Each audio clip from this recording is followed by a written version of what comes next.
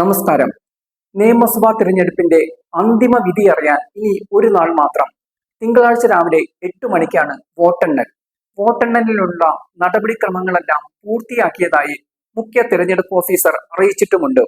നിയമസഭാ തിരഞ്ഞെടുപ്പിന്റെ exit poll ഫലങ്ങൾ പുറത്തു വന്നതോടെ UDF ക്യാമ്പ് വലിയ പ്രതീക്ഷയിലാണ്. ഈ പ്രതീക്ഷ ശരിവെച്ചുകൊണ്ടാണ് കോൺഗ്രസിൽ മുഖ്യമന്ത്രി സ്ഥാനത്തിനായി അടി തുടങ്ങിയതും. VD സതീശൻ മുഖ്യമന്ത്രിയാകണം എന്ന ആവശ്യമുയർത്തി ലീഗ് സംസ്ഥാന അധ്യക്ഷൻ സാദിഖ് അലി ശിഹാബ് തങ്ങൾ രംഗത്ത് വന്നത് UDF മുഖ്യമന്ത്രി തർക്കത്തെ കൂടുതൽ സങ്കീർണമാക്കിയിട്ടുണ്ട്.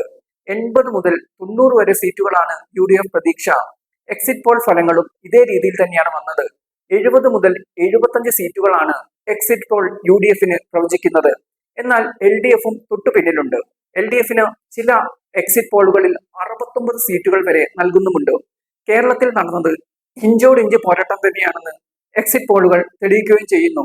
UDF അധികാരത്തിൽ വരുമെന്നുള്ള പ്രതീക്ഷയാണ് നിലനിൽക്കുന്നതെങ്കിലും തുടർഭരണം ലഭിക്കുമെന്നുള്ള പ്രതീക്ഷകളാണ് LDFും CPMും വച്ചു പുലർത്തുന്നത്.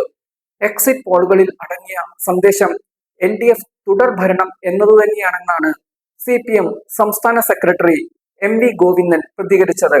69 വരെ സീറ്റുകൾ എക്സിറ്റ് പോൾ LDFനും നൽകുന്നതിനാൽ ഈ പ്രതീക്ഷ അസ്ഥാനത്താണെന്ന് പറയാനും കഴിയില്ല.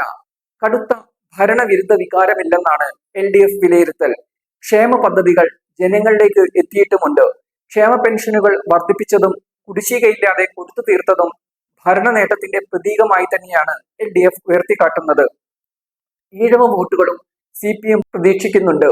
നേരിയ ഭൂരിപക്ഷത്തിൽ 80-ൽ താഴെ സീറ്റുകളിൽ LDF വരുമെന്ന് തന്നെയാണ് CPM പ്രതീക്ഷിക്കുന്നത്. എന്നാൽ ടുഡേയ്സ് ചാണക്യയുടെ എക്സിറ്റ് പോൾ ഫലങ്ങളാണ് കേരളത്തിലെ UDF വിജയ ചിത്രത്തെ തിരുത്തിയെഴുതുന്നത്. BJPക്ക് 7 മുതൽ 11 വരെ സീറ്റുകളാണ് ടുഡേയ്സ് ചാണക്യ പ്രവചിക്കുന്നത്. കേരളത്തിലെ ക്രിസ്ത്യൻ വോട്ടുകളിൽ വലിയ പങ്ക് UDFനും ഈഴവ SC/ST വോട്ടുകളിൽ വലിയ വിഭാഗം LDFനും ലഭിക്കുമെന്നാണ് പ്രവചനം. നായർ വോട്ടുകളിൽ വലിയൊരു ശതമാനം BJPക്ക് ലഭിക്കും. UDFന് 71 സീറ്റുകൾ ലഭിച്ചില്ലെങ്കിൽ തൂക്കുസഭയ്ക്കാണ് സാധ്യത. കാരണം 60ഓളം സീറ്റുകളായി LDFും UDFന് ഒപ്പം നിൽക്കുമെന്നാണ് എക്സിറ്റ് പോൾ ഫലസൂചനകൾ. തൂക്കുസഭ വന്നാൽ കേരളം രാഷ്ട്രപതി ഭരണത്തിലേക്കും BJPയുടെ പിൻസീറ്റ് ഭരണത്തിലേക്കും പോകും. ഇതുകൊണ്ട് തന്നെ 3 മുന്നണികൾക്കും നിർണായകമായ വിധിയെഴുത്തായി മാറുകയാണ് ഇക്കുറിയുള്ള നിയമസഭാ തിരഞ്ഞെടുപ്പ് ഫലം.